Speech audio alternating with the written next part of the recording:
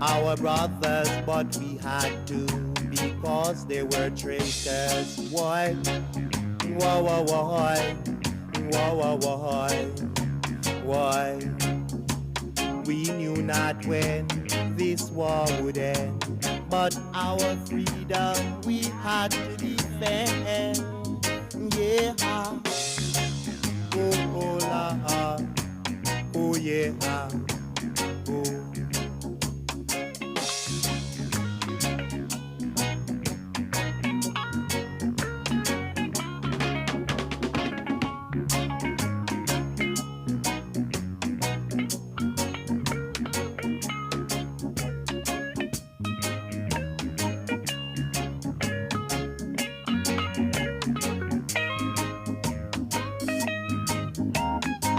Revolutionary dream, people listen keen. Freedom fight, I was in I dream. Just when we were about to kill the head man, I awoke out of my wonderful vision. Thank you so much for taking some of your time and lunch to listen to a brief overview on securing your OT environments and talking about strategically what type of partners, and I actually should have had an S in there. It's partners, it's not just one. As you all know, there's not just that single silver bullet out there that's going to address all of our security. We wouldn't be here today if it was that simple. So our jobs are challenging. Just by way of introduction, my name is Debbie Lay, and I'm a solutions architect for TX1. I'm based out of Dallas. I have some of my other coworkers here with us also, so really appreciate the opportunity. I'm just curious, by a show of hands, how many of you are coming from the IT side into the OT cybersecurity that's been there maybe a year or less? Other than me, okay? I have close to 30 years of experience in IT security. And you know, those last couple years I was working with an endpoint security solution, VMware Carbon Black, we'll talk about them. But you know, the last couple years I was out talking to customers, they were always asking me, how does your endpoint solution work in an OT environment? And me, thinking I knew everything in IT, right? I'm into an OT, talking to OT people, I'm like, does it support Windows 7 or higher? Do you have access to the cloud? Put our agent on there, it'll be fine. And they all basically walked me out the door, right? Because I didn't understand the unique challenges within that OT environment. So first part of the presentation, we're going to talk about some of those challenges. Probably a lot of this is just review, but maybe there's some new tidbits there on you know, some of the challenges that are presented. They are truly unique, and I feel like the stakes are so much higher than what it was in the IT side, working in OT. So with that, you know, we know that there's issues out there. We know that we're a target in the OT environment. That comes from multiple threat vectors too. It's not just from one. So while we're in top of the news today because that's affecting the business financially, that supply chain, those types of things that we're addressing in the OT environment, national security. We know that our adversaries out there, nation states types of attacks, wars are going to be fought differently. Some things are still the same, and we're seeing that played out in the news today. But also the cyber threat, when those conflicts arise, are true. And we're talking about safety of people, right? Attacking an electrical grid, what can that do? Attacking a water treatment facility that could put poison into our systems. I mean, the stakes are very high when it comes to these nation state types of attacks. Also, inside of our network, you know, 10 years ago we started to talk about this whole IT to OT convergence. You know, we were traditionally, OT was air-gapped, and there was a lot of security associated with that air gap. But as modernization came and automation came into our OT environments, we saw that connection have to happen. And now we have a threat vector there. Sometimes we're, you know, in the OT environment, it's just collateral damage. We don't have the same protections in the OT environment that IT has had. So, you know, when we see like 80% of what happens in an OT environment, attacking supply chains, taking down systems, tends to come from the IT side. We're getting that bleed over. We can become collateral damage in that area. So we really have to talk about now, how do we make sure that our systems behind, even from our own internal IT systems, don't affect what's going in on on the OT side of the house so that we can make sure we keep the operations running. And that just goes into talking about the weak internal security that we have in OT environments traditionally today. And of course, there's not enough people. It's not just technology, it's got to be people too. And we know that there's a gap in that cybersecurity. That's why a lot of us from IT, other than passion, are moved into the OT side, because we need that security expertise. But they're very different, and the mindset has to be different. And that's something that I've been learning over the last year from folks like you all. So some of the security challenges, we know traditionally in a OT environment, we're going to have PLCs out there. And traditionally, prior to about 2010, we really didn't pay attention too much to the PLCs, and what their vulnerabilities were. Actually, back in 1998, there's a book written by E.A. Parr that talked about some of the risk associated with PLCs, the fact that they lack strict access control. So while there's typically a physical key to a cabinet where those PLCs reside, right, and there's passwords to get in there, people are bringing in their machines and they're changing them, right? They configure their PLCs to do the types of actions that they need to do. And so lack of that visibility of knowing, like, how are my PLCs changing, what versions are, that's typically a blind spot for most folks in the OT environment. They also have an easy to learn programming language. They were meant to be simple. Turn this off, take this input, do these actions, and have an output of those actions that you need. They also contain real-time operating systems. So while it might not be Windows, there is an operating system running on those PLCs. And with those operating systems, real-time operating systems, of course, we know that there's vulnerabilities associated with those. So that could be an exploit point also. They can also be attacked through the systems that are controlling those, right? That might be running Windows, right? And we kind of saw that when I said prior to 2010. Everybody's probably familiar with the Stuxnet worm, right? That came out and was able to leverage a PC that was talking to those PLCs and to be able to change basically the rotations of how those centrifuges were working, right? And so they were able, it wasn't necessarily ransomware or anything like that, but they were able to change the protocol to do something through that PLC that wasn't meant to do, right? And it looked normal, but we were burning them out because we were doing so many rotations in that particular environment. And likely unauthorized change, again, continues to be unnoticed. So some of the things that you see from some of the PLC providers out there, they will publish, hey, we have these known vulnerabilities out here, and they typically give you a recommendation. And some of those recommendations might be, hey, can you limit these systems since we don't have a patch and there's a vulnerability, some of their network access, right? And the challenge is just the fixes present a challenge in the OT environment. So we kind of talked about some of the threat vectors today, one being from IT, from that convergent point, so that DMZ where you have your IT talking to the OT or vice versa. But there's other areas once you get down into, and we kind of talk about the Purdue model, right, of where we actually focus in the OT side. So the DMZ is where that firewall is there. We typically reference that to the Purdue model 3.5. And then everything below is typically a big flat network, right? And so while we are doing some segmentation, because we know that that's a good practice to, if we have a known vulnerability or a known exploit that's happening, how can we limit, the damage, the collateral damage that can happen there? And so other threat vectors, you have to look at unmanaged devices and contaminated USBs. Even in an air-gapped environment, you have vendors coming into your OT environment and they want to bring in their laptops because they're going to patch or work on their systems, right? They're going to bring in USBs to upgrade those and those types of things. That's a threat vector within your environment. How are you making sure that what they're bringing into your environment doesn't have malware or doesn't cause some type of risk to your environment? Also just, ransomware. While in OT, we're not really talking about data like we do in IT, protecting the information, the digital information for my company. We're really talking about the operations.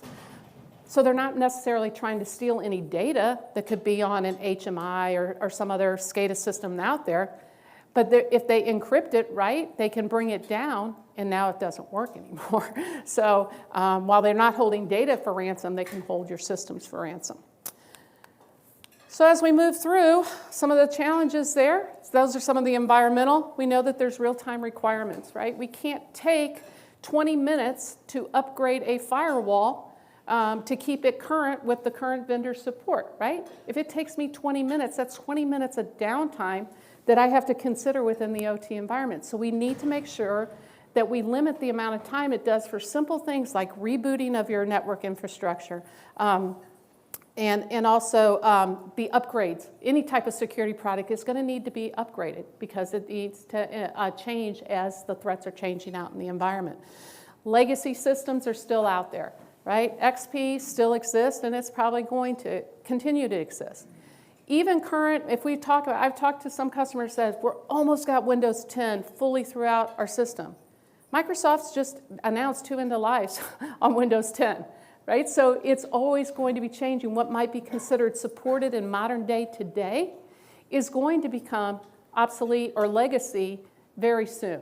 And in IT, that's not a big deal because we typically have a 3 to 5 year life cycle on our assets, on our servers, and on the users' laptops that we have out there. But in OT, that's not the case. It's 10, 15, 20 years, right? So we need to continue to make sure that we're supporting those legacy operating systems. I'm not going to read all of these, but definitely regulatory and compliance are big challenges today. That's a lot of people and brain power to do that regulation if you're in one of those verticals that require that. So just some statistics here. 4% of customers say they have 100% of their Windows systems protected with an endpoint solution. That's not a lot, right? So I'm sure everybody has some unprotected Windows systems out there. Mainly, maybe there's not enough resources to run another application on that. Maybe the vendor says you can't put any other software on here, or you avoid some type of support. Right? So we have all these challenges around these Windows systems that are running key applications within the OT environment. So just some of the recent attacks. I wasn't going to take everybody through because we know there's a lot going all the way back. We always like to start out with 2010 and Stuxnet. Really interesting. Has most people seen Zero Day, the documentary about 2010 and some of the nation states types? It's an interesting, if you haven't seen it, go check it out. I believe it's on Netflix, right? Called Zero Day. But some of the recent attacks, and this is just back in August, right? So 3 very big ones that we caught my eye was Clorox, right? That was in August. Again, a ransomware type of attack, but it affected OT because it affected the supply chain. And also, new SEC rules, public company SEC says that if you have an incident, you have to respond in 4 days. You have to do a filing. Now, this is new, so that trying to fly underneath the radar and hope that if you did get a ransomware that you're going to keep that quiet, and maybe, you know, from a reputation standpoint, that won't affect your bottom line. If you're publicly traded under SEC, those new guidelines are in place today. So Clorox was one of the first ones. Yes? I'd have to look at that. That's a great question. Yes? Is it only for ransomware? No. It's for any cyber incident? Yes. That is my understanding of reading that, yeah. And they're one of the first ones, by the way. And also Johnson Controls also had to report when they got hit with ransomware. And how that affected OT was through the ESX servers, right? So a lot of the infrastructure, critical infrastructure to run what was going on in OT is in that virtual appliance. And they were able to actually encrypt those servers, right? So again, they had to file, when you look at the amount of data and disruption, very costly. Johnson Controls. Clorox is saying between their stock price and the supply chain attacks, $500 million for that. Incredible amount of money. Sony's interesting just because they didn't actually encrypt their data, they just took it. And now you got 2 adversaries that are fighting over taking claim for it because they're both trying to extort money out of Sony. So what happens if I paid the wrong ones? Because they're both claiming that they have it, right? It's just been interesting to see. Sony somehow always, they get a lot of attention.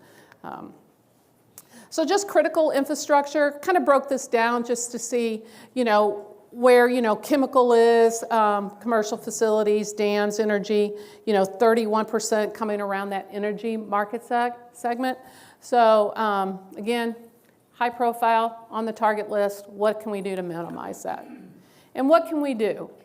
Technology is one part of it. I work for the technology side of things, so I'm going to talk first about security technology partners, right? But there's multiple partners here. That's why I said it's not a single silver bullet. And there needs to be considerations taken in place as you look at rolling out that security within your environment. Hey, if you have the people and you can hire the people to help in some of these areas, that's great. But not everybody has that luxury. And even if you do have the headcount, can you find the right people to fill those positions in the locations where you need them? So let's first we're going to talk about security technology partners, implementation and you guys can read the screen better than I can talk. Incident response, and when I talk about incident response, I'm not just talking about if you have an incident, a full-blown incident, and you need an incident response team to come in and do that remediation, but I'm also talking just about alert triage. Because, by the way, any security solution that you put in place is not only going to generate logs, they're going to generate alerts. Who's going to look at those alerts? Who's going to track those down for you? And then finally, what type of internal partnership do you have with your own IT organization? Do you need that? Right? So depending, and these don't have to go in this order. Some people will start with talking about their partnership with IT first and their cybersecurity team there, and then move into looking at tools, right? And then how are we going to support those tools in between? So these aren't in any specific order, except I just thought I'd talk about mine first. So, so let's talk about security technology. What is important here when you're looking at all the security solutions out there today? And I think first and foremost is to make sure that that security technology partner truly understands OT and what it takes to play in that market. It's very pivotal. I saw somebody's presentation talked about CIA, confidentiality, integrity, and availability, to AAA. We were switching it. We were just saying, no, our model is availability, integrity, and then confidentiality. But I kind of like the AAA, right? Availability, availability, availability. And that's what we have to continue to talk. So can that solution that you're looking at today, does that provide another point of failure for you within your environment? Or do you have certain capabilities that make sure that that availability continues to work and you're not impacting, security does not impact your production and what you're doing in the environment? So truly being purpose-built for OT versus taking an existing solution and trying to get it to work. Like I was trying to get it to work with VMware Carbon Black, like let's try it and see if it works, right? That it's purpose-built with those things in mind. How does the security partner solution map to OT Zero Trust framework, which is different than IT security, Zero Trust framework? There's a little bit of overlap, but they're very different. IT Zero Trust talks about the data and the users themselves. Are you who you say you are? Are you coming from where I expect you to come from, in what part of the country? Does the machine that you're accessing the corporate network have the right AV solution on it? Is it up to date? Do you have a multi-factor authentication? It's all about me and the asset that I'm accessing to get to corporate data. OT is different. It's all about the asset and making sure that you're keeping it running. So while there are some things with, with user accounts and those types of things that fall under Zero Trust, OT Zero Trust framework is a little different than the IT side. And also, I think, does a security partner, technology partner like ourselves, like TX1, help bridge that gap, if you need to, between OT and IT? What can they do to help bridge that gap? And a lot of that is just education and getting people comfortable with the solutions that you're talking about putting in place today.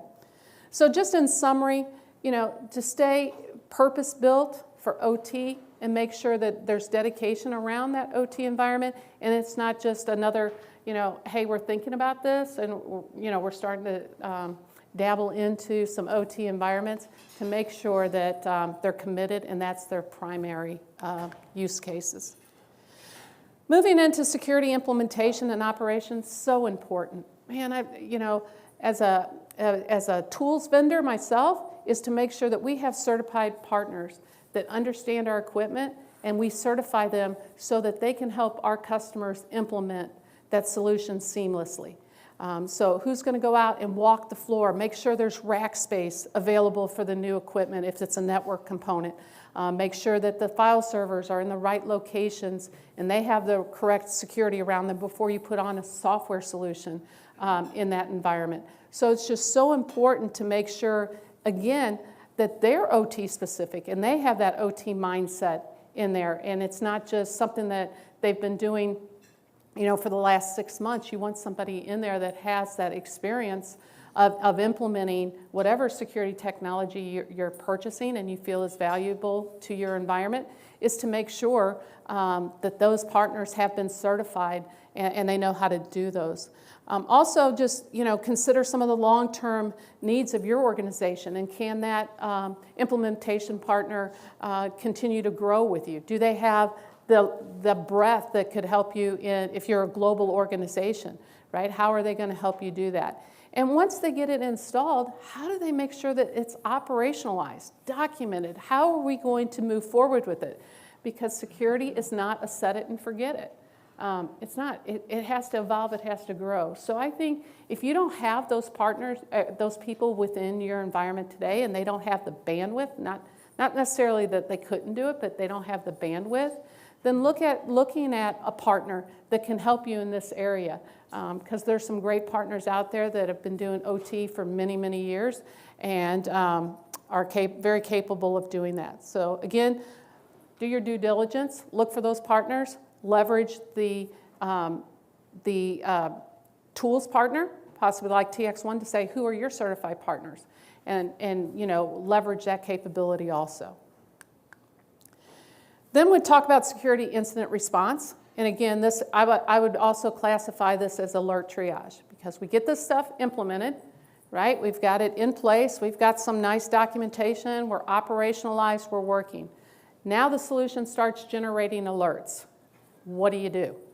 Who's going to look at those alerts, right? Is it going to be somebody within OT that you've started a new group and they're going to answer those OT? Or now do you need to leverage the IT? And here's the partnership going, right? We're traditionally siloed. IT has built a SOC center probably, and they have people that have been doing incident response on the IT side. Are those going to be the folks that are going to be expected to take care of the alerts that are coming from the OT side of the house? It just depends. Every organization's a little bit different. Or are you going to outsource that? If you need 7x24 coverage, traditional IT might not have that 7x24. Do you need to outsource to possibly an MDR type provider that focuses again on OT, where they could help and augment your team? Maybe it's not, you don't go to them for 7x24 because you have people there in your IT organization that are working normal business hours, but on weekends and evenings, you want to have an MDR provider to provide that overlay for you. And there's definitely great providers out there that can do that for you. But the key here, is to make sure that, again, they meet your specific requirements. Are they global? Can they work with you as an overlay? Or do they say we have to do all of it or none of it? So those are some of the criteria when you're looking at incident response. And again, it can be just the alerts, but what if that alert that came through is an actual, you've got an incident, right? Now we need to get feet in the facility, and we need to start going through a full IR engagement. Some of your MDR providers, while they might not provide that level,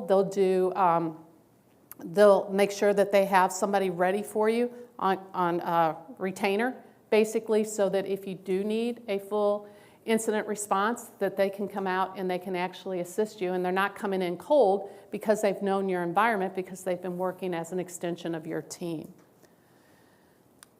And then finally, the internal partnership with IT security program. Is everybody pretty much in agreement? They're still very siloed for most part? Yeah, it is. It's a challenge, right? So, first and foremost, I think if we could all just get along, right, sit around a table and say, we can agree to disagree, but we have different our focuses are very different, right? And so you can kind of understand from the IT perspective why they had that mindset, why I had the mindset that I did, because of my years of experience. Hey, why not? I've installed this on all these other endpoints and it worked fine. I'm confident, right? Well, it's different in OT. And I think education, if you can sit down and get that education across with your IT security side, that's really going to benefit you as a team. And also having that executive level push down that says, hey, y'all, we got to get together on the same page. This isn't about, your system, you're right on, you're right, and we have to do it that way. It's not that way. We just need to both expect and understand each other's positions. And from the executive level, if they're pushing that down, it's going to be easier for you to collaborate with your IT counterparts. Define those clear roles and responsibility. Where does operations stop in my OT environment, and where do I need IT to pick up? Are they going to be just the point? Like, are you going to control choosing your own purpose-built OT security solutions within your environment? Are you going to partner with an implementation partner that knows OT to get that installed and operationalized? And now at this point, any alerts, now, and of course we're educating them as we're going through that process, but now the role is any alerts coming from here, you all are going to handle those from the IT SOC perspective. I don't know too many companies that are setting up 2 different SOCs for 2 different environments just because of resource issues. That would be nice. Do see some people moving from IT over to OT within the organization. So that's a good thing here. But this will continue to be a challenge. But I think if we define those roles and we get better integration between the two, there will be some tools that IT have that might be suitable in your OT environment. But 9 times out of 10, those tools do not go well in an OT environment for all the reasons that we discussed prior to this. So when we talk about security tools, this can just be a little bit of a pitch. You guys can come by our booth and hear more, but really, best practices around cybersecurity when we talk about from that tools perspective is, to be able to provide that virtual patching. We know that PLCs, you're not going to deploy some type of endpoint agent on it, right? It is what it is. It sits on the network, and you need to protect. So there's some of the things that you can do with virtual patching if you have a networking device sitting in front of the PLC, all right? So we're not touching the PLC. We're not putting anything on the PLC, but we're able to, I'll give you an example. Rockwell came out with 2 critical vulnerabilities a couple months ago. And at the time that they posted that, they said, here's the patch available. Our customers go back and they're like, that's great. I can't just patch right now, even if you have the patch for it. So now we know that the CV's out here, they're critical vulnerabilities, and I can't patch. We're OT specific. So what did we do? We created a signature in our networking components that bought our customers time, that made sure that anybody trying to exploit that vulnerability was blocked from the network side and couldn't affect the PLCs that had the critical vulnerabilities on there. Okay, so that's the virtual patch concept. In the signatures, you think, well, it's an IDS, IPS. Yeah, but it's specific for OT. It's purpose-built for that. I went out and searched every other IT-based IDS, IPS, their websites for those CVEs, and there was nothing there. I went to TX1, searched those CSP, I'm losing it, CVS. Anyway, we had them there. I'm sorry, guys. I just lost. So, network segmentation, right? We kind of talked about that. You have to assume that if something does get into the environment, how can I mitigate the chances of it? How much am I willing to let it propagate through my environment? So the idea behind segmentation is you create smaller safe zones, right? Security zones. Maybe that's 5 PLCs. Maybe that's, my HMIs together, maybe 5 or 10 of those, or maybe 1-to-1. If you really want to control, we talk about that east-west traffic, right? If we really want to control that east-west traffic, we're going to put every one of those OT assets on its own segment so we can make sure that we can control that and segment the network. Making sure we're doing periodic inspection. And by this I mean assets within the OT environment that I can't place an agent on. For whatever reason, agent can't be deployed. But how do I make sure that that doesn't have any malware on? And maybe that's a requirement because of compliance type requirements. Maybe that's a cyber insurance is saying, hey, we got to have those systems, all those systems scanned. And you're like, yeah, I can't do that. But you need to be able to do those periodic inspections on those assets. And also, as users come in and out of the environment. Remember that threat vector we talked about on that original slide, right? People coming in and out of my environment. How can you inspect their laptops, their USBs that they're bringing into your environment? Make sure we harden those critical assets, whether it's hardening from a protocol perspective or an application level, building trust lists, protocol trust lists, application trust lists, depending on the solution out there. And then finally, what does purpose-built mean for OT when you're talking about technologies and tools out there? From a network perspective, they better fail open. Availability, availability, availability. Even on fiber. Can you fail open on fiber, right? Those are very important things. If you're going to put something in the network, you better make sure that if your device fails, you don't bring down the operation. Make sure that those networking type devices can learn, that you're not having to do packet captures of how this PLC is talking to this HMI and trying to figure it all out on your own. Leverage AI, leverage a tool that can do those automatically for you. And then when you're ready, prevent. You know, a lot of people, prevention's a bad thing in OT, and I get it. We don't want to block legitimate traffic. But if I can put a system in place today that can be in detection mode, and you've run in detection mode for 6 months and never have seen anything deviate from the baseline in which you're learning, do you feel comfortable now flipping the switch and saying, now I'm ready to go in force mode, right? Or maybe there's a new threat that's out there that makes it worthwhile to be able to flip the switch and say, I've got to go into enforcement. Maybe it's only temporary, but you have the capability. You're not buying a solution that just says detection only. I'm going to pull it out and have to replace prevention if the threat is there for you. And then from an endpoint perspective, what does purpose-built mean?